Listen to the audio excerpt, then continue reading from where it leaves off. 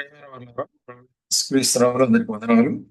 మరి ఈ దినం కొరకైన మన యొక్క బైబిల్ వాక్య ధ్యానము ఇర్మియా గ్రంథములో నుంచి ఒక వచనం చదువుతానండి.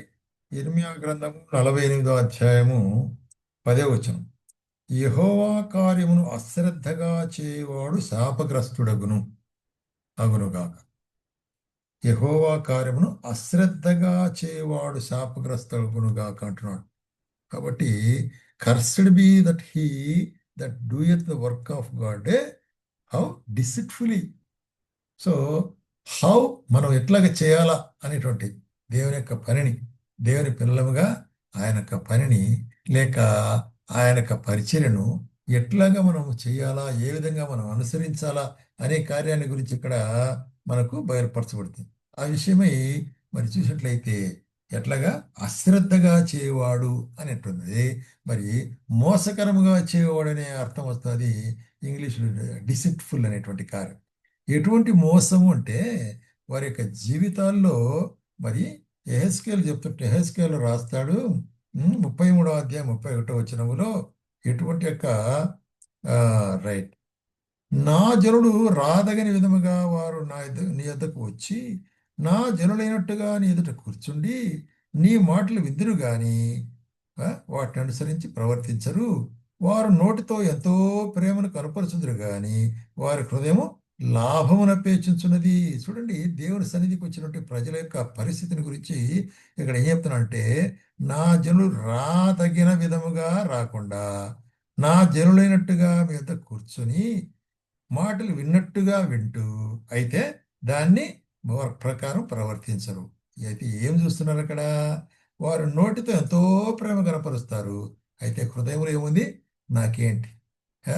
కదా, కొంతమంది చెప్తారు కదా, ఈ పని చేస్తే నాకేంటి అన్నట్టు, ఏదైనా లాభం ఉందా అనేటువంటి. చూడండి, దీన్ని ఏమిటంటే మోసకరమైన జీవితం అనేటువంటి దీన్ని కండెమ్ చేస్తున్నాడు.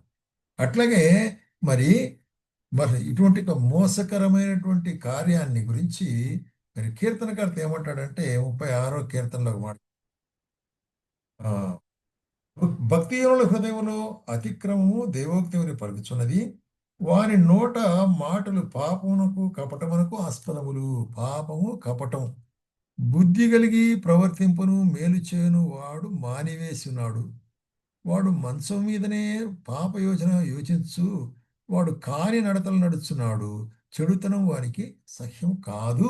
కాబట్టి అసహ్యం కాదు చెడుతనం. చెడుతనం అసహించుకోవాలంటే చెడుతనం వానికి అసహ్యం కాదంటాడు. ఎందుకు చూసినట్లయితే మరి వారి యొక్క హృదయంలో దుర్మార్గత ఉంటుంది, మోసం ఉంటుంది. కాబట్టి మోసకరమైనటువంటి మరి జీవితం మనం చూస్తుంటున్నాం.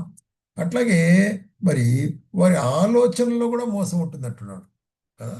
వారి ఆలోచనలు మోసం. అది సామెతల గ్రంథము 12వ అధ్యాయం 5వ వచనంలో ఏమంటున్నాడంటే, చూడండి, నీతివంతుల తలంపులు న్యాయయుక్తములు, భక్తిహీనులు చెప్పు ఆలోచనలు మోసకరములు. మోసకరమైన ఆలోచనలు, ద వెరీ థాట్స్ కదా, మోసకరమైనటువంటి ఆలోచనలు, ఇటువంటి వాటిని ఖండించబడుకుంటున్నాడు దేవుడు, దాన్ని ఖండించబడుకుంటున్నాడు. అందుకొరకే కర్స్డ్ అంటున్నాడు. అంటే అటువంటి వాడు శాపగ్రస్తుడు అంటాడు. దేవుని యొక్క దృష్టిలో వాడు శిక్షకు పాత్రుడు. అటువంటి కార్యం చేసేవాడు శాపగ్రస్తుడు అంటే. అదే మరి సామెతల గ్రంథంలోనే 26వ అధ్యాయంలో మనం చూసినట్లయితే 24వ వచనంలో, పగవాడు పెదవులతో మాయలు చేసి అంతరంగములు కపటమును దాచుకును. కాబట్టి పెదవులతో కదా మాట్లాడతాడు, అంతరంగంలో వేరే దాచుకుంటాడు. ఎంతమంది మన చుట్టూ ఇటువంటి వాళ్ళని చూస్తున్నాం కదా.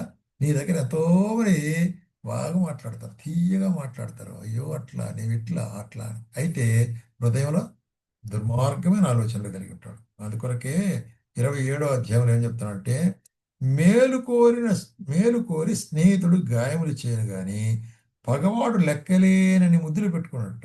కాబట్టి పగవాడు లెక్కలేనని ముద్దులు పెట్టుకున్నావు అంటే అర్థం ఏంటి? ముద్దులు పెట్టుకుంటున్నా అంటే నీవు నాకు ప్రియమైన వారి అని చెప్తూనే మరి ఏమవుతాడట? హృదయంలో దుష్టత్వాన్ని కదా. అదే కదా మరి ఇస్కరియోతు యూదా కూడా ప్రదర్శించినాడు. యేసుక్రీస్తు ప్రభును ప్రధాన యాజకులకు అప్పగించేటప్పుడు ఎక్కడ మనం చూస్తున్నాము, మత్తయి సువార్త 26:49 వచ్చేవాడు చూసినట్లయితే అక్కడికి వచ్చి మరి ప్రభు దగ్గరికి వచ్చి ఏం చెప్తున్నాడు ఇక్కడ చూడండి.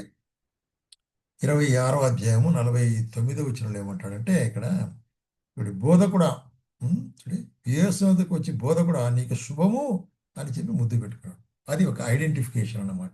కాబట్టి ఎంత మరి డిసిట్ఫుల్, మోసకరమైన ముద్దుగా అది ఉంటున్నది అనే కార్యాన్ని మనం చూస్తున్నాం. అట్లాగే మరి వారి యొక్క కిస్సెస్ అంటే ముద్దు కూడా మోసకరమైంది. అట్లాగే వారి ఇండ్లలో కూడా మోసకరమైనవిగా ఉంటున్నారు అంటారు. ఎట్లాగా? ఇర్మియా గ్రంథం 5వ అధ్యాయంలో మనం గమనించినట్లయితే, ఇర్మియా గ్రంథము 5వ అధ్యాయము 26, 27 వచనాల్లో మనం చూస్తున్నట్లయితే ఏమంటాడు చూడండి. నా జనులు దుష్టులుగా ఉన్నారు, పక్షులు వేట పక్షులు వేటకాండ్రు పొంచి ఉండినట్లు వారు పొంచి ఉందురు, వారు బోను పెట్టుదురు, మనుషులను పట్టుకుందరు. పంజరం పిట్టలతో నిండినట్లు వారి ఇండ్లు కపటముతో నిండి ఉన్నవి. దాని చేతనే వారు గొప్పవారు ఐశ్వర్యవంతులగుదురు. కపటి కపటముతో నిండి ఉండరు. ఇళ్లలో కపటం ఉంటున్నది వారి యొక్క నివసించే మరి ఇళ్లలో కపటం ఉంటుంది. అట్లాగే వారి హృదయంలో కపటం ఉంటున్నది అనే కార్యాన్ని కూడా మనం చూస్తున్నాం. చూసినట్లయితే మోసకరమైనది, అది ఘోరమైన వ్యాధి గలది అనేటువంటి కార్యాన్ని మనము ఇర్మియా గ్రంథం 17వ అధ్యాయం 9వ వచనం చూస్తాను. ఎంత ఘోరమైన వ్యాధి అంటే దాని గురించి ఏం చెప్తాడు? మార్కు సువార్త 7వ అధ్యాయము 21వ వచనం నుంచి మనం చూసినట్లయితే, మార్కు సువార్త 7వ అధ్యాయం 21వ వచనంలో లోపల నుండి అనగా మనుషుల హృదయంలో నుండి దురాలోచనలు, జారత్వము, దొంగతనములు, నరహత్యలు, విచారం, లోభములు, చెడుతనములు, కృత్రిమములు, కామవికారము, మత్సరము, దేవదూషణ అనేటువంటివి వచ్చును. అహంకారం, ఇవన్నీ కూడా మనిషిని అంతరంగంలో నుంచి మనిషిని మరి ఇది మరి పాపములకు లోనైదం చేస్తుంది, మనిషిని మోసకరమైన వారికి చేస్తుంది. కాబట్టి మోసకరమైనట్టుగా అందుకొరకు ఏమంటున్నాడంటే ఆ, ప్రభు కార్యములు అశ్రద్ధగా చేయవాడు శాపగ్రస్తుడు. అశ్రద్ధగా లేక మోసకరముగా లేక సెల్ఫిష్ బెనిఫిట్స్ కొరకు చేస్తే వారికి శాపం ఉంటుంది. కాబట్టి దేవుడు ప్రతి ఒక్కరికి వారి వారి లెక్క తీర్చేస్తాడు. కాబట్టి అంతరంగులు పరిశోధించే దేవుడు మనం ఎట్లా ఆయన వెంబడిస్తున్నాం, ఎట్లా సేవిస్తున్నాం ఆయన బాగా తెలిసిన వాడు ఉంటున్నాడు.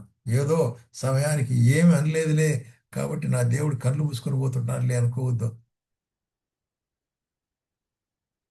వస్తుంది, ఆయన ఖచ్చితంగా లెక్క తీరుతాడు. కాబట్టి ప్రేమ సోదర సోదరి, మనం ఎట్లా ఉండాలా? ప్రభు కార్యములు అశ్రద్ధగా చేయవారము కాక శ్రద్ధతోనూ భయభక్తులతోనూ చేసేవాళ్ళంగా మనం ఉండాలి. కాబట్టి మోసకరమైన విధంగా మనము ప్రభు కార్యాలు చేసినట్లయితే, స్వలాభం కొరకే మనము ప్రభువును వెంబడించినట్లయితే అది ప్రయోజనకరం కాదు. కాబట్టి మోసకరమైన జీవితం ఏదైనా ఉన్నట్లే, ఏ ఏరియాలో నీ యొక్క జీవితం ఉన్నట్లయితే తొలగించుకొని ఆయనకు సంపూర్ణంగా సమర్పించుకొని యథార్థముగా ఆయన పరిచయం చేయడానికి ప్రభు మనకు సహాయం చేయనుగా.